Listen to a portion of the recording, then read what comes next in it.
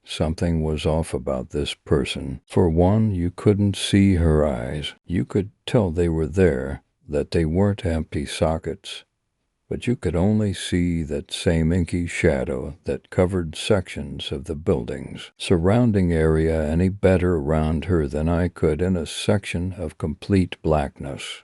I asked her where I was, and she didn't speak, but smiled. Even her teeth were off. But I couldn't pinpoint exactly what it was about her teeth that caused me unease. Upon closer inspection, I found that her incisors were a bit too long to be normal. This seemed like a normal defect, but it threw me. Nonetheless, needless to say, I continued on my way.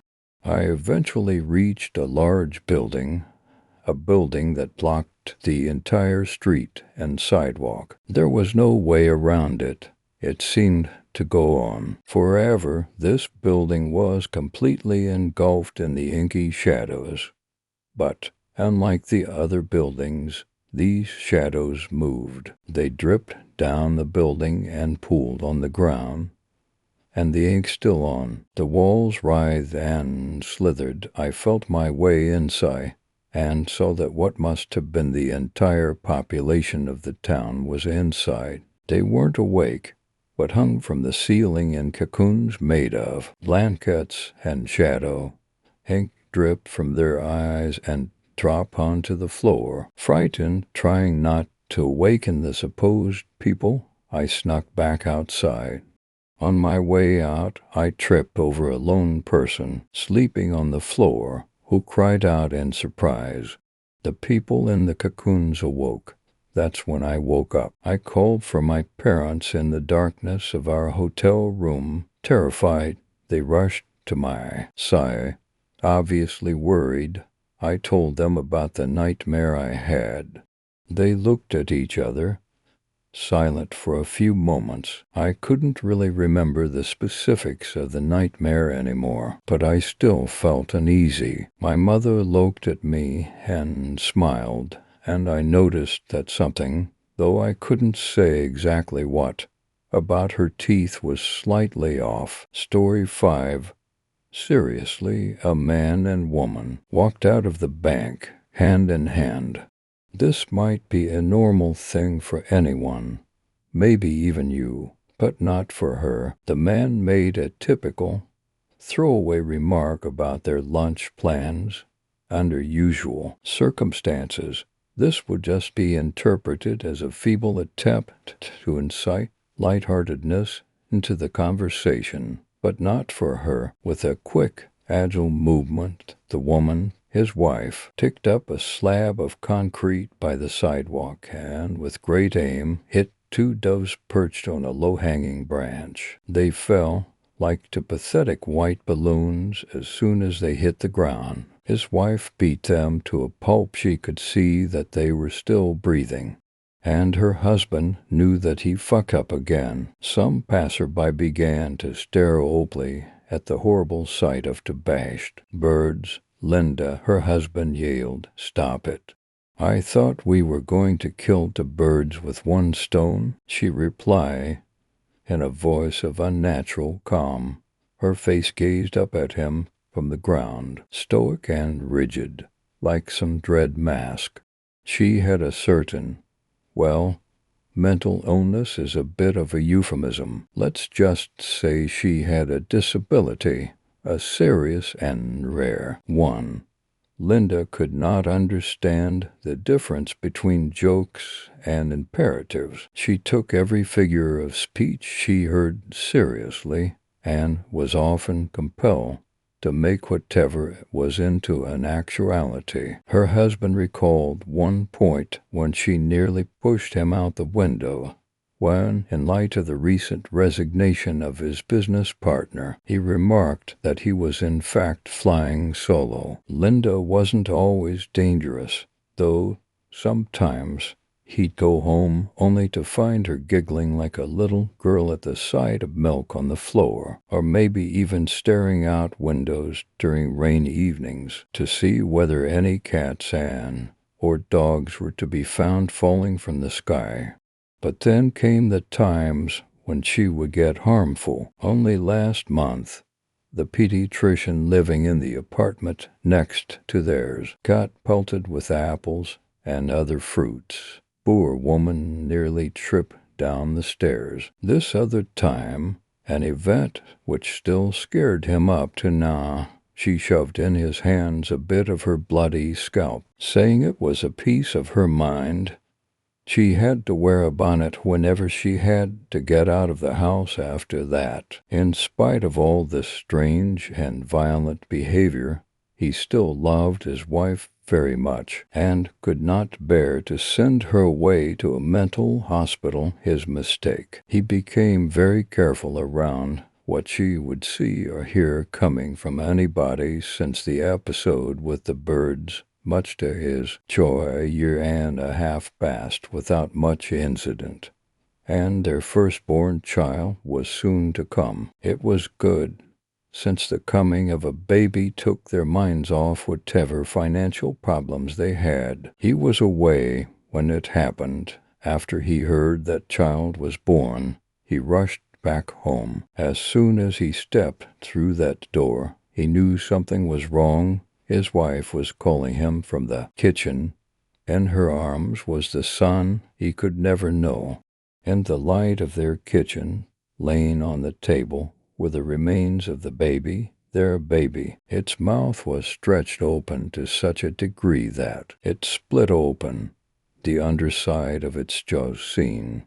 It reminded him of a tear in cloth, the seams not made of fabric but of flesh. What little blood the baby had to spare was everywhere. In response to his child's grotesquely expanded mouth, his father's jaw fell open in surprise and terror and disgust, threatening to do the same. A scream tried to come out, but it did not. Forcibly thrust into the gaping hole that was a baby's mouth was his wife's forearm. She seemed to be trying to claw something out of the.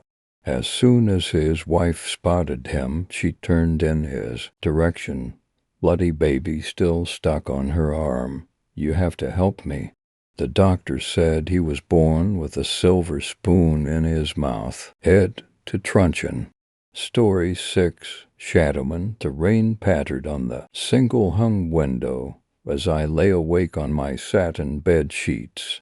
Sleep had no desire to stay, so I wait, observing darkness. The downpour roared as the storm grew heavier, throwing more diversion towards peace. Temporary madness overwhelmed by emotions resulting in aggravated moans produced from my chapped lips. Sleep, a voice whispered. Its warm dampness and rancid odor struck my face like a bullet. Instantly I jolted from my mattress, engulfed in terror and sweat, whose voice chills my heart. I asked the entity, determined to discover its motive for entering my home. The reply I receive is nothing more than a deafening silence. I relaxed back into my false slumber, weary of the blackness around me. My chest pounded a frenzied opus. Its beat matched the tempo of the storm's chaotic monsoon. As quietness amplified, my pulse grew louder. Goosebumps tickled my spine. Vibrations, which originated from both fear and the ice air, took over my arms and legs. Sleep, a voice whispered. Have I gone mad? Am I asleep? Constructing horrific visuals for my brain to suffer through. No soul is before my eyes, yet its presence mocks me. Reveal yourself, I cry. Torture me like a warrior and display your disgusting face. As you wished, the tormentor states, I brace myself, ready to meet my foe. All we asked for was a simple favor, to make it easier on your spirit. Bear in mind that you have created a path that avoids a swift, merciful demise. At that second, my mind was dreadfully obsessed by the idea of a wee, shadowy arms penetrated the fibers of the bed One arm turned to 2, 2 turned to 5, 5 to 10, 10 to 13. The phenomenon grasped every movable limb I possessed, shackling me to the bed like a starved prisoner. I fought back in hopeless effort, freedom kilometers away from possibility. Within me, fright ignited to a level which no human has ever experienced. The shower thickened to a hurricane, engraving broad cracks into the window's glass. Earth began to sway and shake from rain's intensity. The wind, once soft as cotton, now howling a violent end to the world. Men with flesh the color of shadows faded onto the floorboards around me. Their colorless eyes focused on mine while they approached. "Stand back," I shout. "Stand." Another hand crawls out and presses itself against my mouth. The skin tastes of smoke, as does its smell.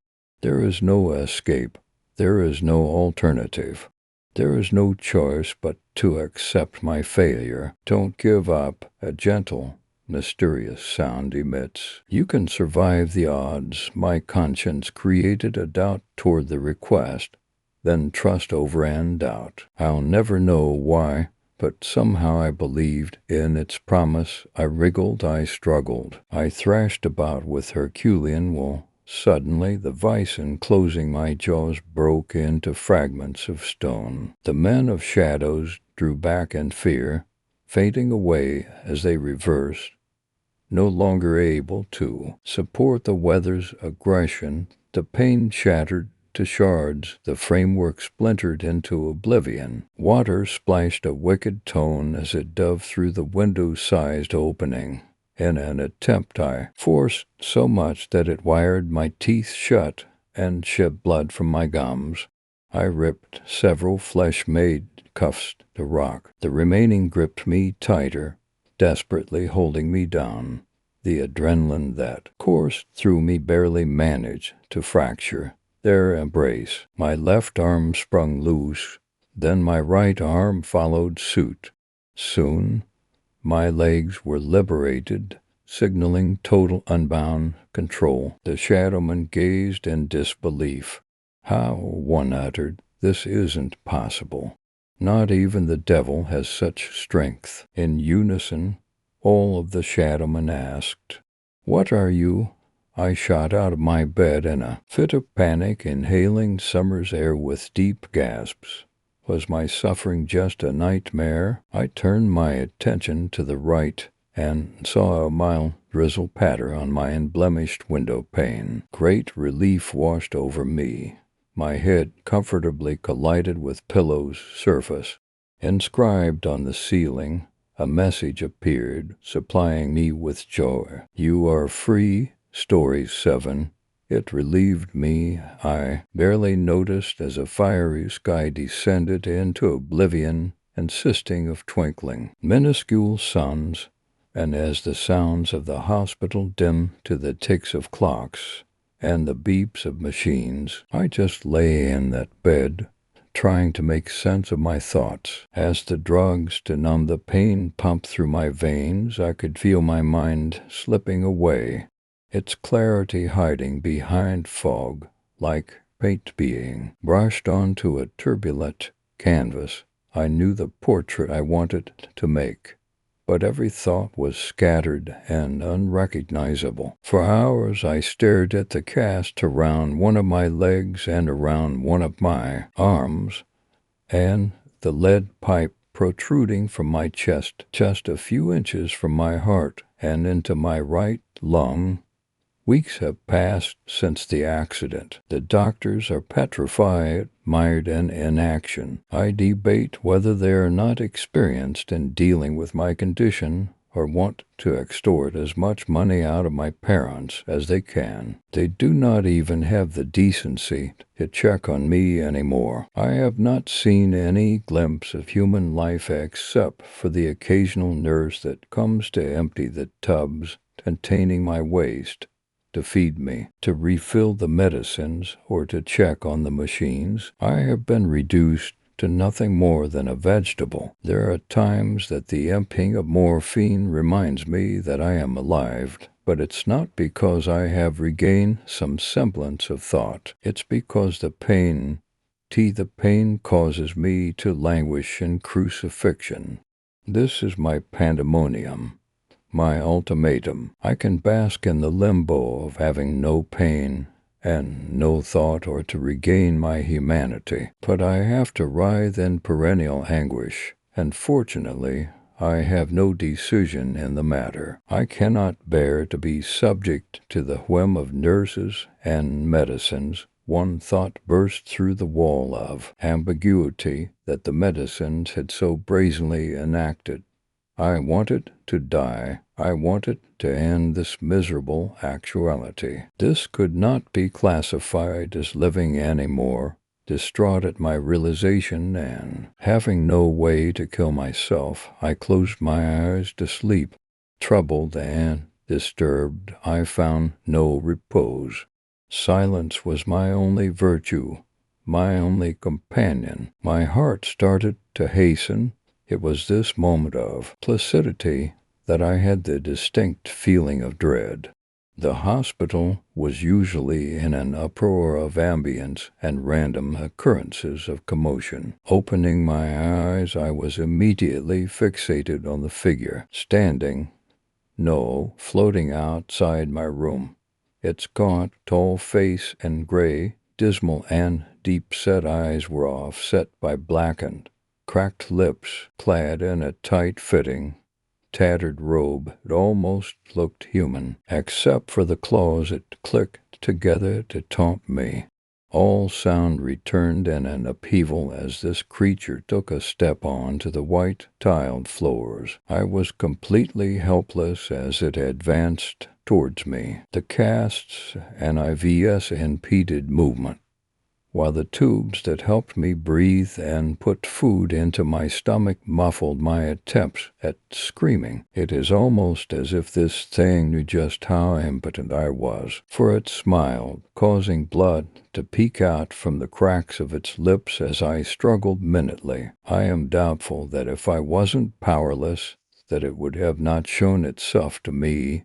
If I had any grain of strength to my name, it would have taken me during my sleep. It was, after all, the perfect hunter, silent and remorseful, and knew exactly when humans were their most exposed, in their slumber. When its outreached hand was laid onto the bare skin above my heart, I could feel life draining from me. My eyes grew heavy, breath eluded me, and my heart loitered to an almost dead stop. In that instant, as I died, I knew it had come to relieve me of my suffering, not because I asked, but because as it drained life from me, its lips began to heal, its eyes brightened, and its once pale skin returned to a healthy color. It had come to relieve me, to cure itself.